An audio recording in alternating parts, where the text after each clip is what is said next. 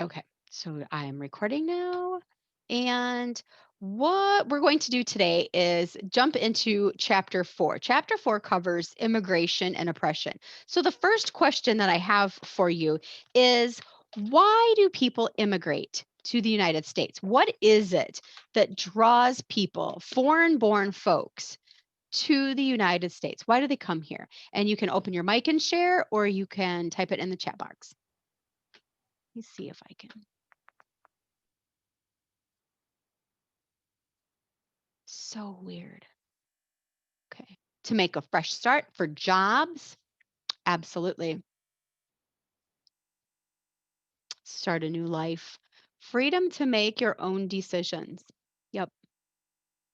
Yeah. I mean, think about your own ancestors and why did they choose to come to this country? Opportunities, right? Things they're able to do here that they weren't able to do in their home country. So when we think about who those immigrants are, where are they coming from today in 2020? Why are people choosing to come, or excuse me, where are they choosing to come from? See. This is so bizarre. My Zoom is being all wonky on one screen, but fine on another. So I want to share my screen with you. And I have a website that I want to share and show you a really neat graphic. So it's a map that starts out in the 1800s and it does a timeline projection. I can't stop it. I can't pause it. So it'll just keep cycling through. So when we think about where our ancestors came from, um,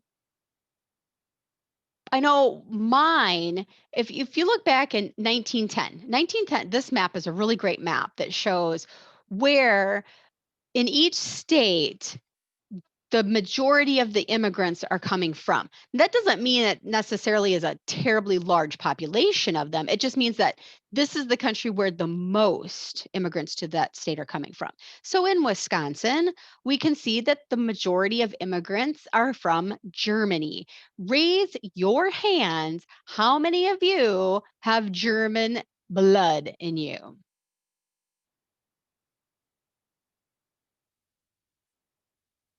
I definitely am one of them as well. Um, Germany, those folks that came from Germany found that the Midwest really felt like home. And so they were able to continue to live a similar lifestyle if they were farmers growing the same types of crops that they grew in Germany or doing the same types of things, employment jobs that they did in Germany. But here they had opportunity to buy land. They had opportunity to do what they wanted to do as opposed to back home. So in 1910, we can see we have German, we have Sweden, Scandinavia, and Norway. I have Scandinavian in my blood as well, because you can honestly see they're not very far away. But like I said, it's not that the Swedes didn't immigrate and settle in Wisconsin. It's just that there were more Germans in 1910 than there were Swedes. And then you have obviously Mexico immigrants settled in Texas, New Mexico, and Arizona. And then in Florida, Cuba, perfect sense, right? Um, and then people from the UK, Austria, Russia, Canada settling in Michigan and Maine, Vermont, New Jersey, or I mean, New Hampshire, and then in Washington State. So and Alaska. So we can see in 1910. And then 2013, here is where the majority of immigrants are coming from. And we can see a large influx of people from Mexico, right? Still, Florida attracts the Cubans because it's so close, because it's so geographically close. Um, all right, so showing this map, it's just really interesting to see where and how the folks that are immigrating migrate and where they land when they come here. And then which country or which states and which geographies are attracting immigrants from particular countries. So it's super, super interesting. I think it's super interesting just to see where how that's happening, where that's taking place.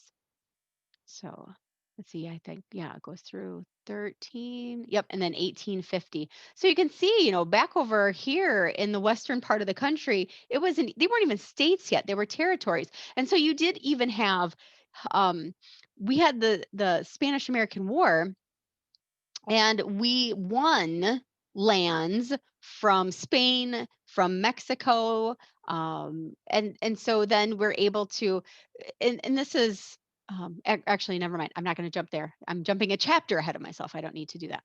So this is what's really kind of cool, is to see where those immigrants are coming from. And so when we think about immigration today, what are some of those talking points? What are people saying when they talk about immigration? Just the idea, the concept of immigration today. What are the conversations that are being had? What are the issues that are brought up?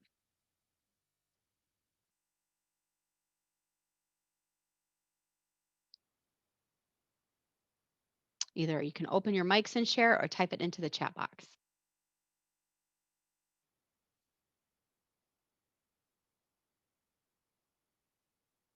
Because we have folks with some very strong opinions about immigration. So what are those ideas that are out there?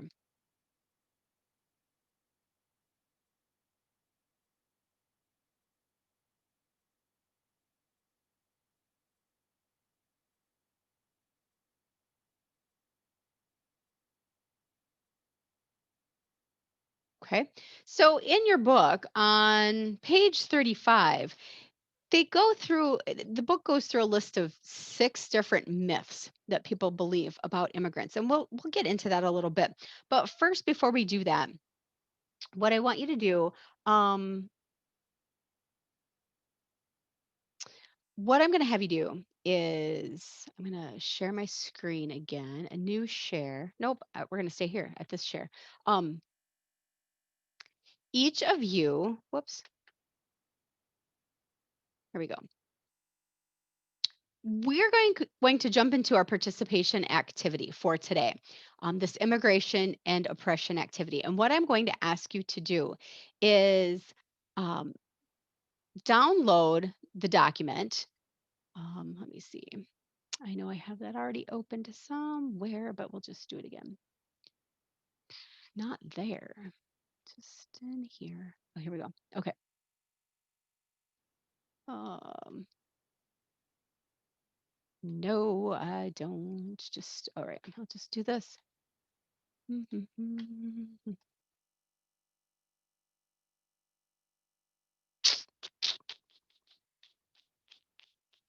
Okay. Can you see the Word document?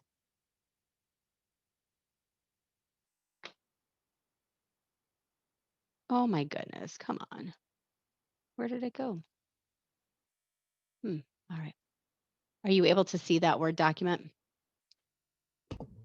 No. No. Okay. Let me try again. Here we go. Okay. Now you should be able to see it, right? Okay. Yep. What I'm going to ask you to do then is go to this Minnesota's immigrants, this link, and then choose an immigrant, somebody who is not from the United States. So don't use that one, and I'll show you the website. And then I want you to respond to the first 5 questions.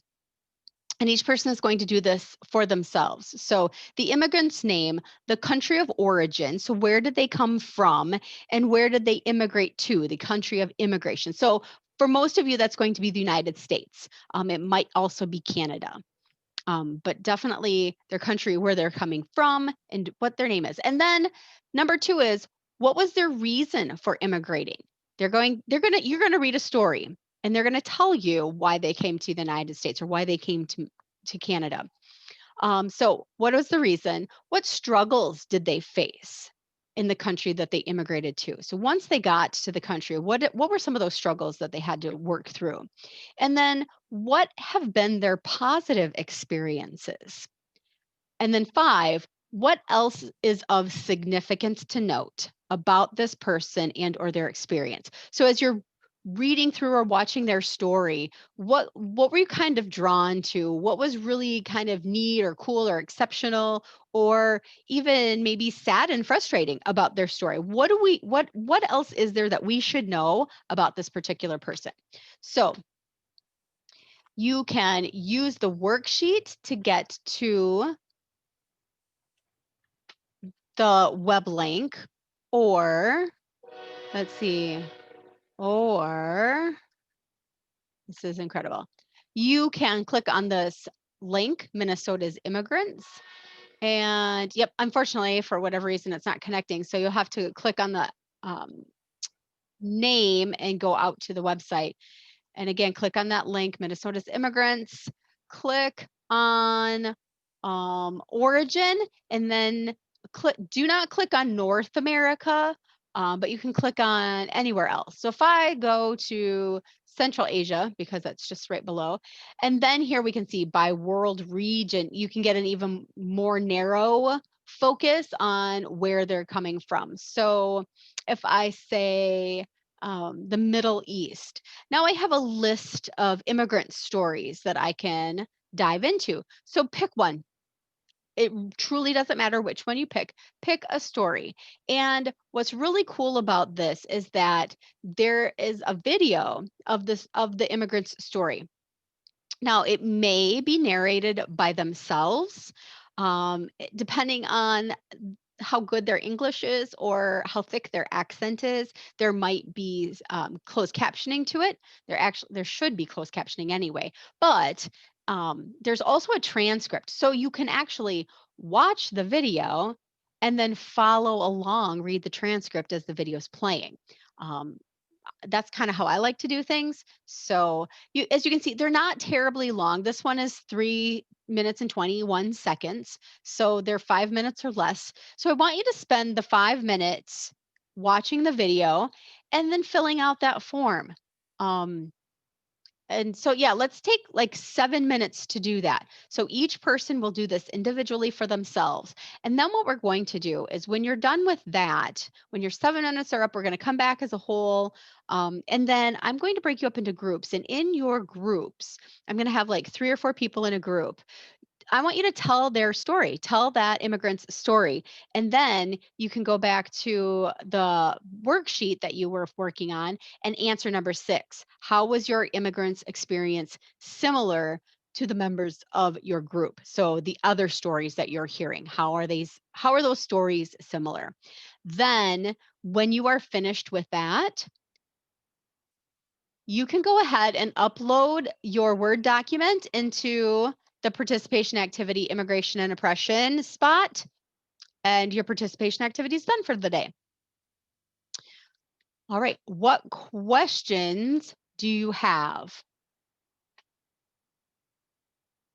about what we're going to do? All right, so let's put 7 minutes on the clock. Go ahead, watch the video, read the transcript, and in 7 minutes, we'll come back and I will put you into groups and you can talk about your immigrant's story. All right, go for it. And I'm going to, you don't have to share everything. You could share number 6. That would be a great that would be a great thing to share. But also if there's something else that you thought was really kind of neat or cool or whatever. Well, I mean, just one of the people had somebody that made me really sad. Some stuff that happened to them that was sad, but otherwise, my person was also mistreated by a parent, so I put that was something that our immigrants had in common. Okay. And yeah, she also had a lot of siblings, like my group members. Their immigrant families had a lot of siblings too. Were they from generally the same geographical area I or were they don't from all over? where the other people with 2 of my group members had the same person. I don't remember where Oh, their person from because I I did not write that down, but I remember the other one is from North Korea, and I don't remember how many siblings her family had though. Or South Korea. I think it was North Korea. Okay. All right. Anybody from Lexi's group want to add to what she had to say?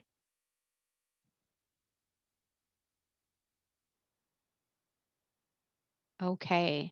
How about room 2? Ashley, Connor, um, is that Becca and Tisha? I can speak. Thanks, Ashley. Um, some things that our people had in common were that they travel a lot. So they were like moving a lot and learning new things. Yeah. In the different stories that I read through, that was a theme, wasn't it? Traveling. These people really liked to travel. And therefore, maybe the United States isn't the only place they've immigrated to. That was a couple of different stories that I've also read. So good, good. Thank you very much. And room 3, Annika, Jaden, and Kaya.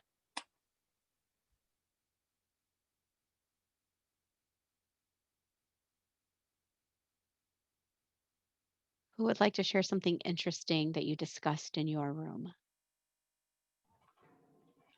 Well, my partners weren't quite done when I was doing mine, so I can just share my person, I guess. Sure. Thank you, Jaden. They were from the Ukraine. She was. She didn't just move with her immediate family. She moved with her extended family on her mother's side. So there was quite a few of them that moved. I don't remember the exact number, but it from the picture it looked like there was at least 10. There was plenty over 10.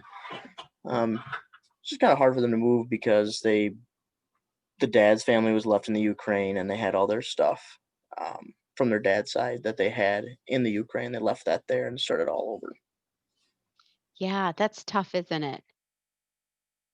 How many of you had immigrants where their story was that they were refugees, um, that they were hard pressed to get out of their country? Okay. So you guys tend to you didn't pick those stories, which is interesting that not anybody had chosen that, and it's fine. It is what it is. But that's one of those where you would hear a story similar to that, Jaden, is why I ask, because if you are from a war-torn country and you're attempting to become a refugee in another country, oftentimes you have to leave behind your personal effects and your belongings. And so that means that some of those cultural aspects that could be like artifacts and things that you would pass on down from one generation to the next might be left behind. And so then that's not a thing that they're able to do. They can't hold on to those material aspects of the culture. Certainly the non-material aspects of culture and the idea and then the memories and traditions and things you're able to continue on with, but not always. Then if I have something, a dress, a hat, whatever that might be, whatever that might look like. So the reason that we do this activity, I think it's really kind of cool to. Oh, Siri's trying to talk to me. I think it's really kind of cool that we can take the opportunity to learn about the whys. Why do people come to the United States? What is their motivation and their rationale? And to know that there's not a single story, right? Like we talked about the very first week of class, we don't want to get so stuck into that single story of what a person's experience is supposed to be that we lose sight of all of the other pieces of that person's life that make up who they are. And so you had that opportunity. How many of your immigrants talked about language barriers as being a struggle? Okay, thank you, Becca. Anybody else? Okay. Um, language is one of those things that when we talk about immigrants, and there's the English only movement that is not brand new at all. It has been going on since people have been immigrating to the United States, but it's that movement where immigrants should speak English, and we should only print things in English. We should have English only um, documents and signage, and all of those other places where another language could be used. Making a phone call into customer service to a company and press 1 for English, 2 for Spanish, whatever. um, why is language such an issue for some and barrier for others? Why is it a point of contention?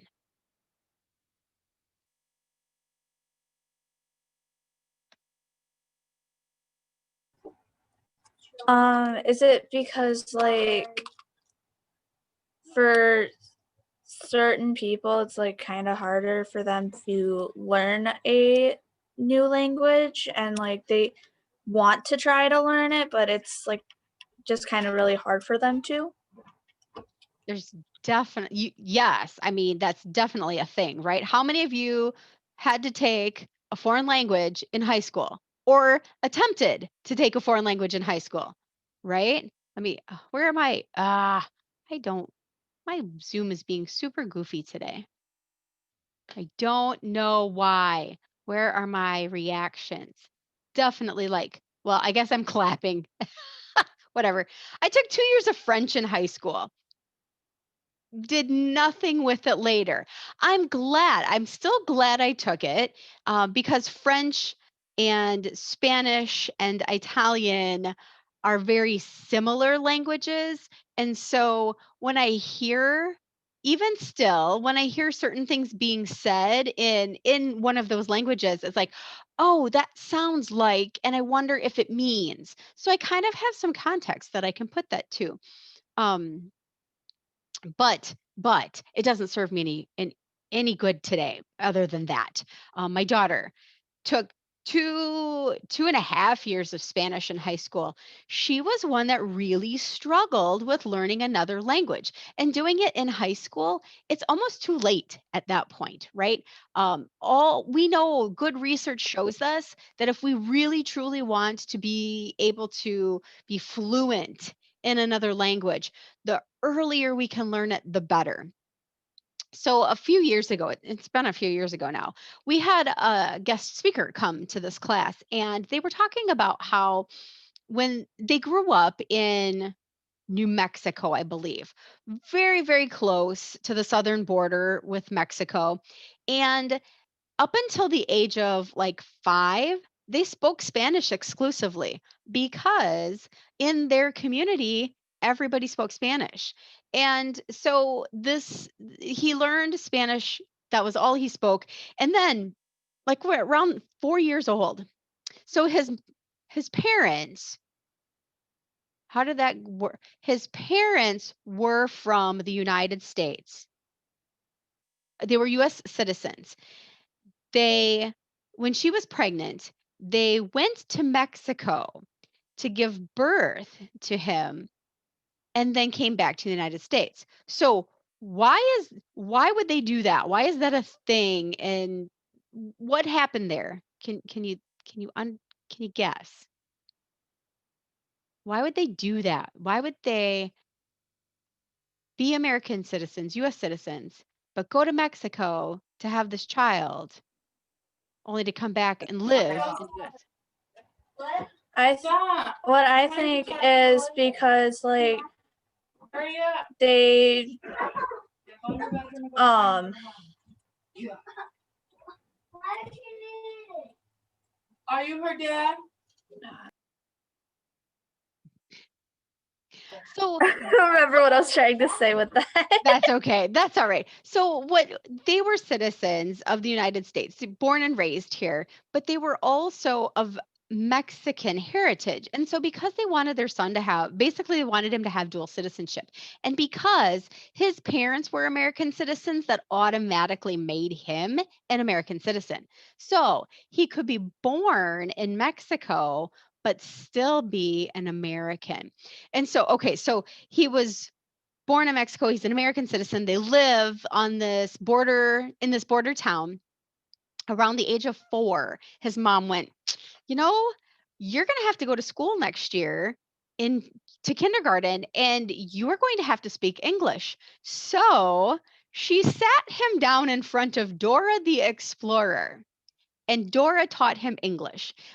She would put on the closed captioning, the subtitles, so he could see the Spanish, hear the Spanish, but also hear the English. And so that was how he learned. But that's the other thing is, um, when we talk about when we talk about how to become a citizen, I just told you 2 ways. There is being born in the United States, a natural born citizen. There's citizenship by blood, which means one or both of your parents are US citizens. And then the third way to become a citizen is through the naturalization process, which I'll go over. But when we think about the English language, let me do this. Where's my chat box? I want to share something with you. I guess maybe did I have it up? Oh, yeah, I guess I did. Okay. So talk to me about these words that I'm going to be typing up in here.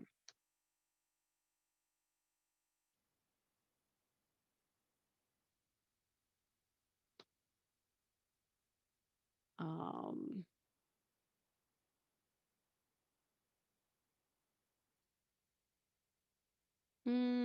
what else do we have? Anybody can add more? See where I'm going with this? So we have two, two, and two. We have colonel and colonel. Read, read, and read. Oh, that was the one from yesterday. I was going to say somebody else had a really good one. There, and there. So the first word, we say the word brought, right? Which is short for bratwurst. We say brought. So when we see BRAT, it's brought. People not from Wisconsin would say brat, but then the second word is brought. I brought you a gift.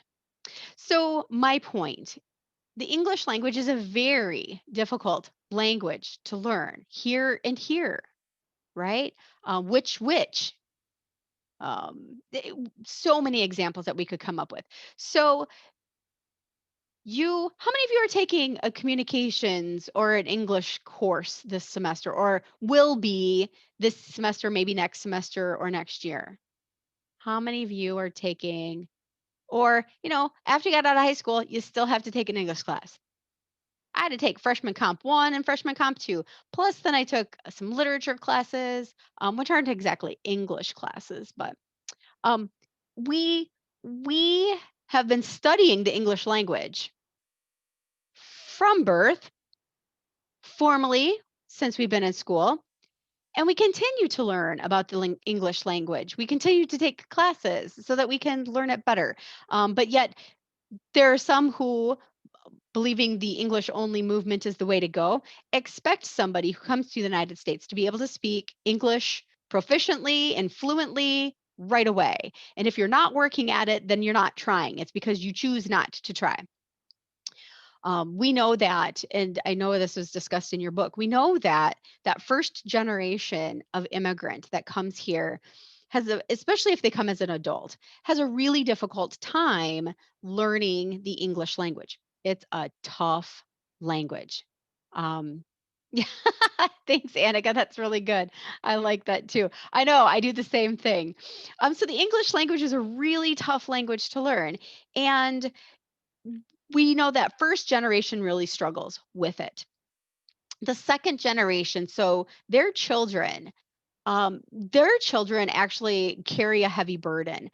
For their parents, they oftentimes have to be an interpreter. So whether it's at school, at the grocery store, at the doctor's office, in any healthcare setting, the children oftentimes have to be the interpreter for their parents, for to share what the issues their parents have are, and then also to share back with the other person what their parents are trying to say, and to share that back. So that second generation really has a challenging time. By the time the third generation comes through, they actually are very fluent and proficient in English. And in fact, many don't even have an accent. So you wouldn't necessarily know that their parents had immigrated here from another country.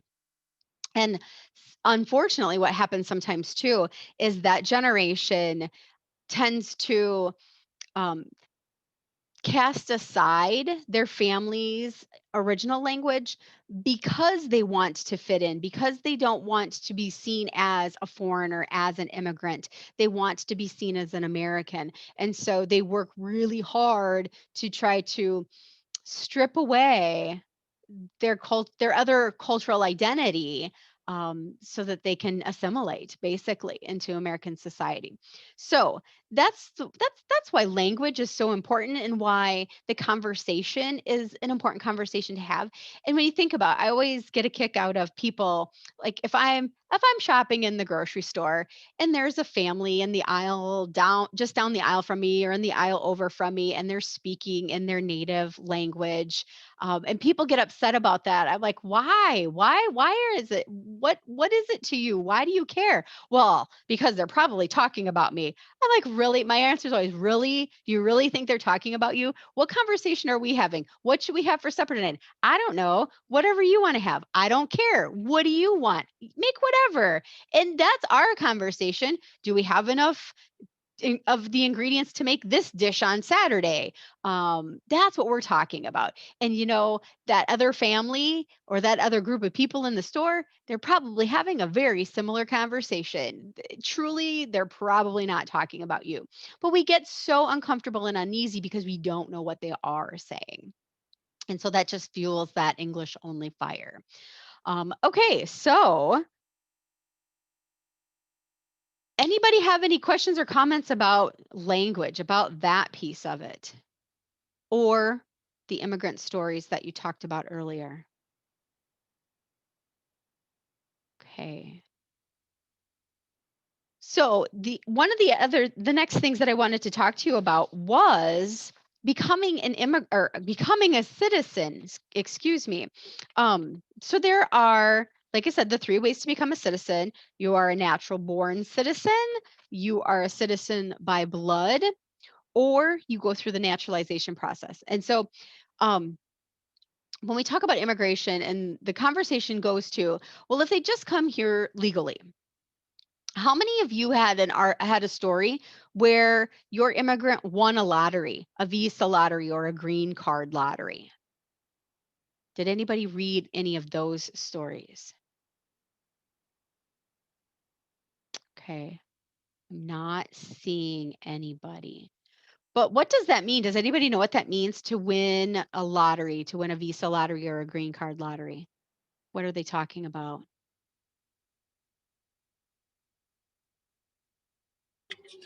They're talking about like how they like are able to like earn more money, like they won more money,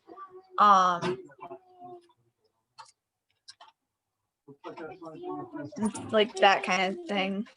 Okay, so yeah, I mean they won in that. So with a lot of the countries, the United States has a cap on the number of immigrants that are allowed to come into the United States from any given country. And so what some of those immigrants have done is they have said, I want to go to the United States. So they fill out the paperwork, they submit it to their country of origin where they are, and then every year, so many people are selected to be able to have that visa or that green card fulfilled and able to come to the United States. And so, in order to come, in order to be here legally, you have to have that visa or the green card. And so when we talk about illegal immigrants, a lot of times the majority of illegal immigrants are people who came here legally, they had a visa or they had a green card, and they overstayed that. So that card expired before they could get it renewed. And so what actually we're seeing right now is that a number of visas and green cards are expiring because of the pandemic. So, because the government offices were shut down for a while, or people are working from home, that has created a backlog. And so, we're starting to see those visas and green cards expiring, which means then that those folks are in the country illegally. So that's the majority of the illegal immigrants. But what they have to do then, if those people want to then become citizens, there are a number of requirements that they must meet. First, excuse me, they have to be 18 years old. They have to have lived in the United States for 5 years. If they're married, it's 3 years. And in those 5 years or 3 years, they have to have physically lived in the country for half of that time, half of those months. So 5 years, 60 months, 60 months. Am I right? Yeah, something like that. So they have to be physically here for 30 out of those 60 months. Um, They have to be upstanding citizens. They cannot have any record, any criminal record to them. And then once they meet all of that, they apply for citizenship. So as of the last time I looked, the application fee or the process fee was $725. 640 of that went towards the application, and then there's an $85 background check.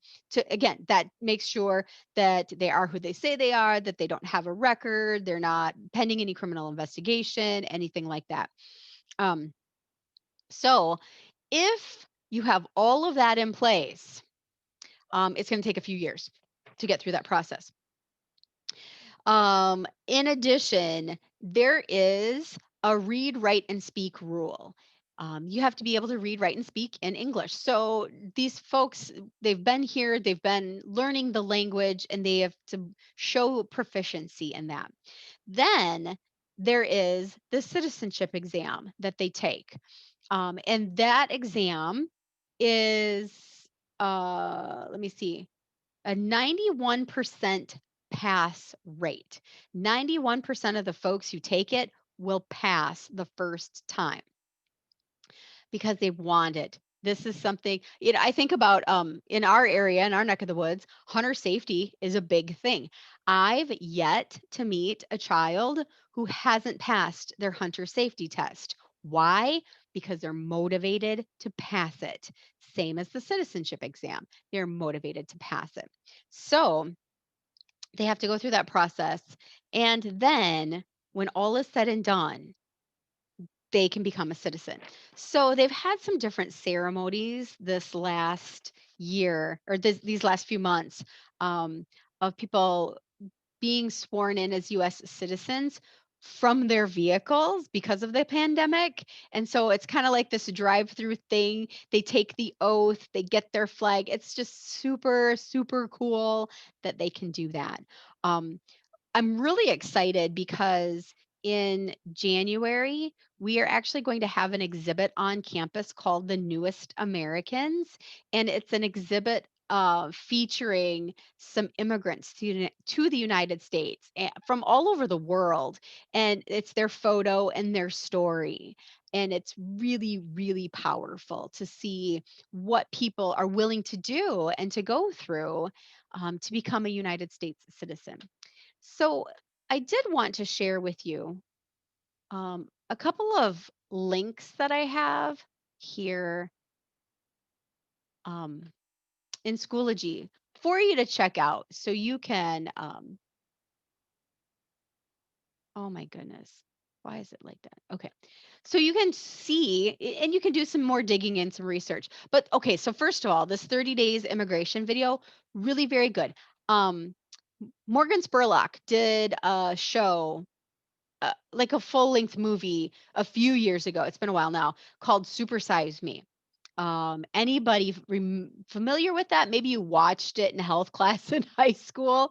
Um, it was Morgan ate only McDonald's for 30 days. He had to try every menu item and for every meal, lunch, breakfast, lunch, and supper, he had to eat McDonald's.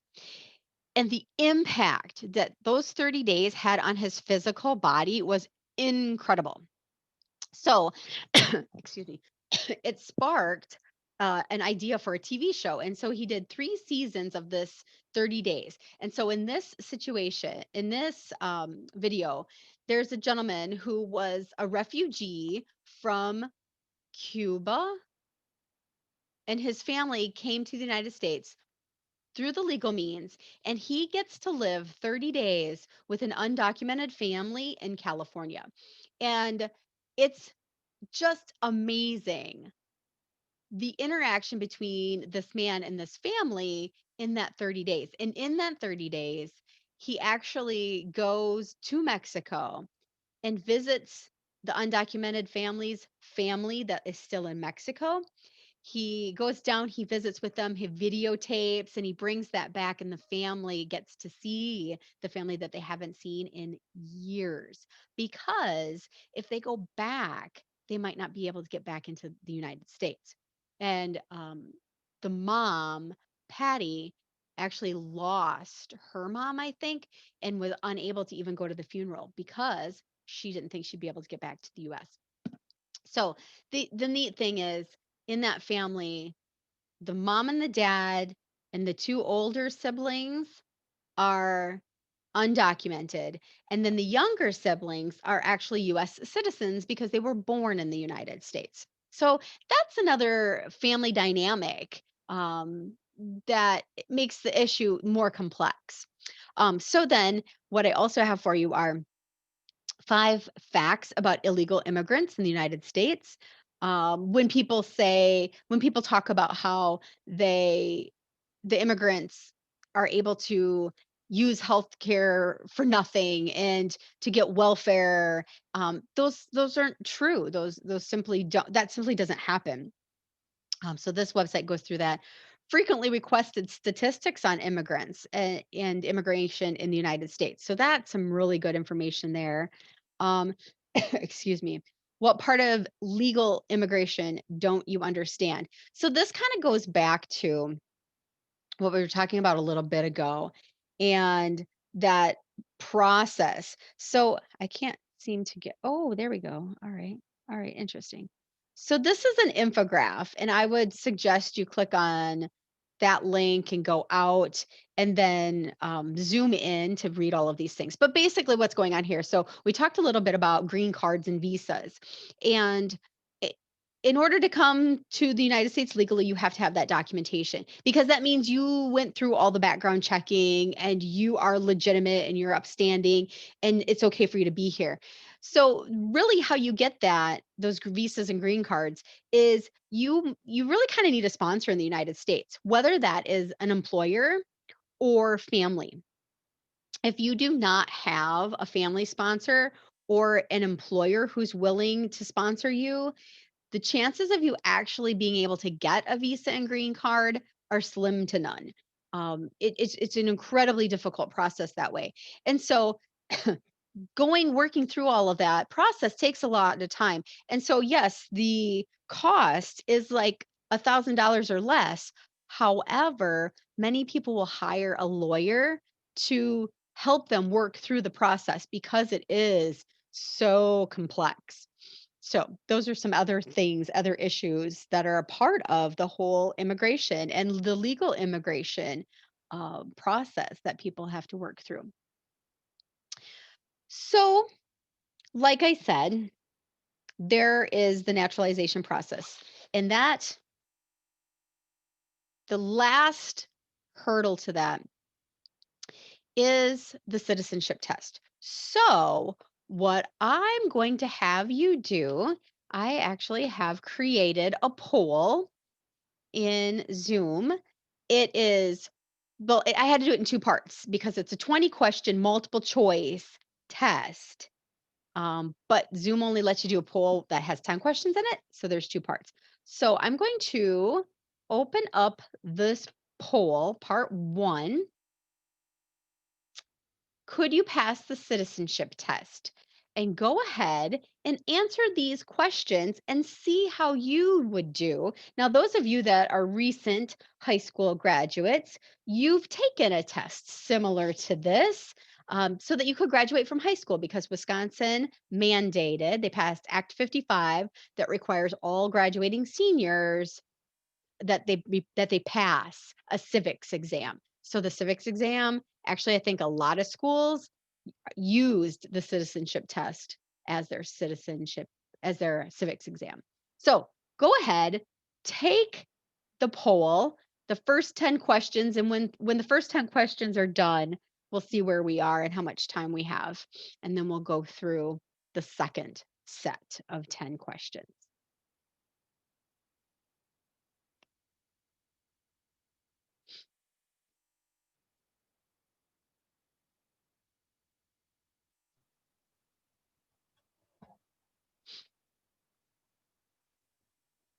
I don't have anything on my screen. Does anybody else? Let me see. No, I don't. I don't either. I Okay. don't either. Thank you. Maybe let me move it now. Do you see it? Nope. No. I don't have it either. Nope. I still don't. All right. Let me try again. Let's see. Polls. Launch poll. Oh, maybe I didn't launch it. Ha. There we go. I got it now. There you are. There you have it.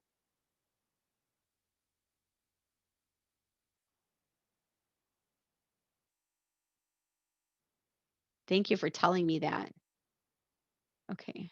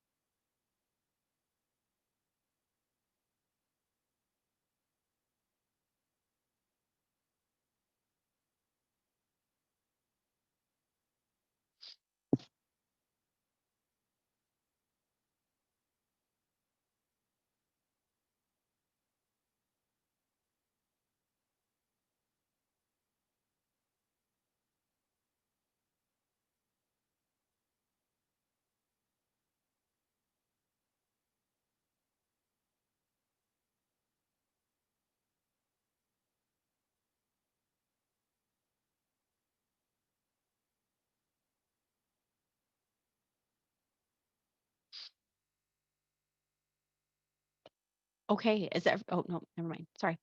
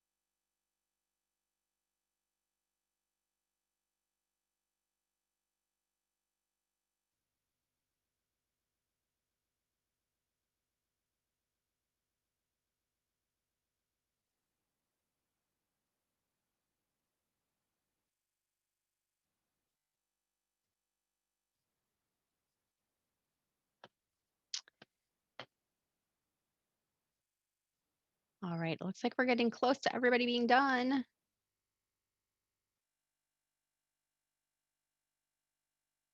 Okay. We're looking pretty good here. Okay, perfect. And the poll. So I'm going to share the results with you. We'll go over them. We'll see how you did. Of course, you don't have to share how you personally did, but let's go through these. So who wrote the Declaration of Independence? The crowd got it right. Thomas Jefferson did write the Declaration of Independence. And then when was the Constitution written? Very good. 1787 is the correct answer. What are the first words of the Constitution? We the people. Oh my gosh, I had to think there for a second. We the people of these United States in order to form a more perfect union. Number 4, what do we call the first 10 amendments to the Constitution? Woohoo! 100% said the Bill of Rights. Good job. Which of the following is not a right outlined in the preamble of the Declaration of Independence? The right to bear arms, right? It says the right to life, liberty, and the pursuit of happiness. Which of these is a right guaranteed by the First Amendment? Very good. Freedom of the press. What are the other 4? You can unmic or type in the chat. What are the other 4? So we have freedom of the press.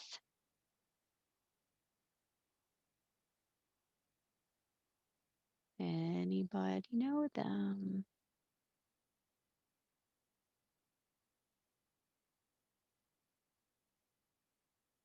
All right.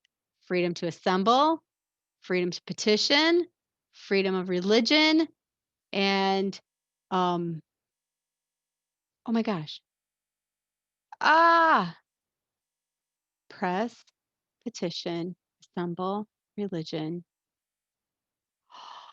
I can't think of the 5th one. Who's got it? Come on. Oh my gosh. Now I have to look that up. Somebody look it up for me, please. All right. Oh, I can't believe I forgot. I'm so disappointed in myself.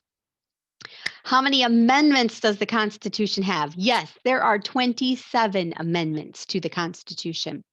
Why does the United States flag have 13 stripes? They represent the 13 original colonies.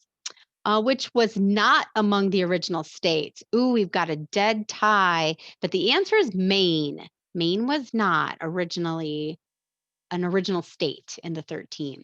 And what territory did the United States buy from France in 1803? It was Louisiana. The Louisiana Purchase for what? $1 million. That's all it cost. And it got us the Delta.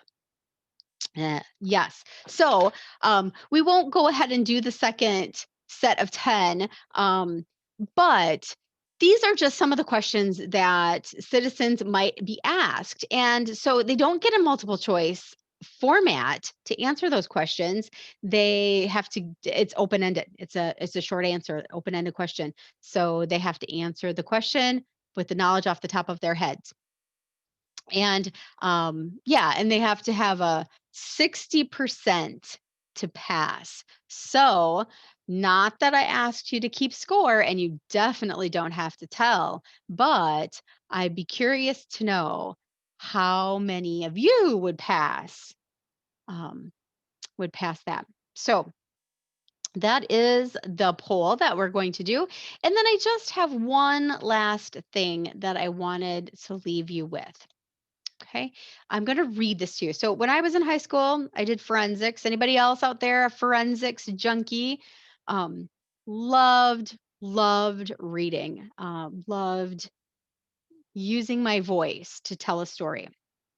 So I have a poem that I want to read you called The New Colossus. Not like the brazen giant of Greek fame, with conquering limbs astride from land to land.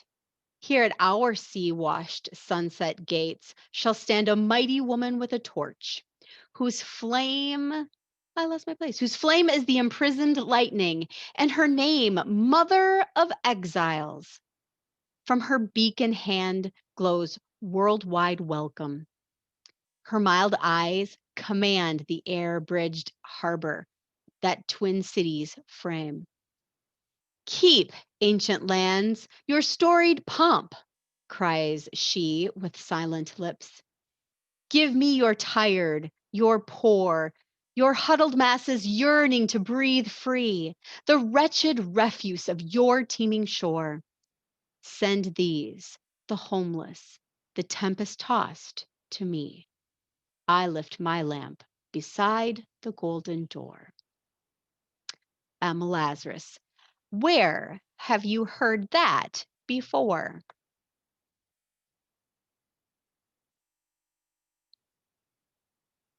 Anybody recognize that poem?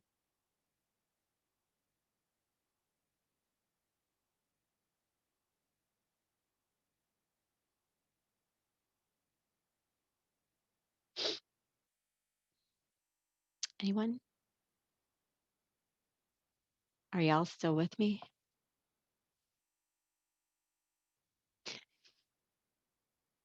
All right. It is what's written at the base of the Statue of Liberty, a gift to us from France. So that is what I wanted to share with you today. Does anybody have any questions, comments? Do we figure out that fifth? Freedom of press, freedom of religion, freedom to assemble, freedom to petition.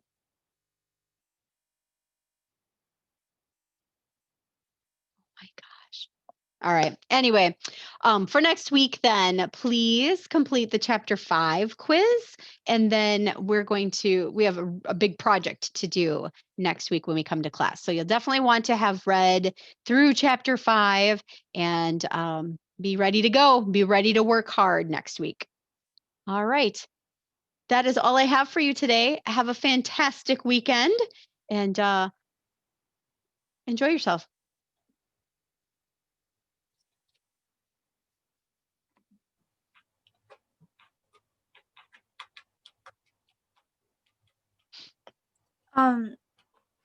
I was wondering if I could talk to you just in private quick. Sure thing, of course. Me and Annika have a couple questions too. Okay, sure. Why don't you guys go ahead first then? So you said with that project we can do it in as a group. Yep, you can do it with a partner. Okay, well, we were wondering if we could do it with just like the three of us, like Megan and I and her. Depends on what it is you're planning on doing. Okay. Okay. So if you guys come up with something that it's going to be big, right? It's going to be the thing. It's going to be the project of the semester. Yeah, we can chat about that. Okay. Okay. All right. All right.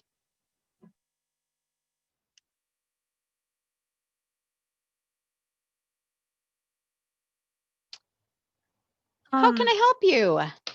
So lately, yes, I know I really haven't been in and like last week I wasn't in class, but I've been kind of in and out of the ER. Oh my goodness. Yeah, my back has just been getting completely worse. Okay. And I was wondering. Stop. Time out. Let me stop recording.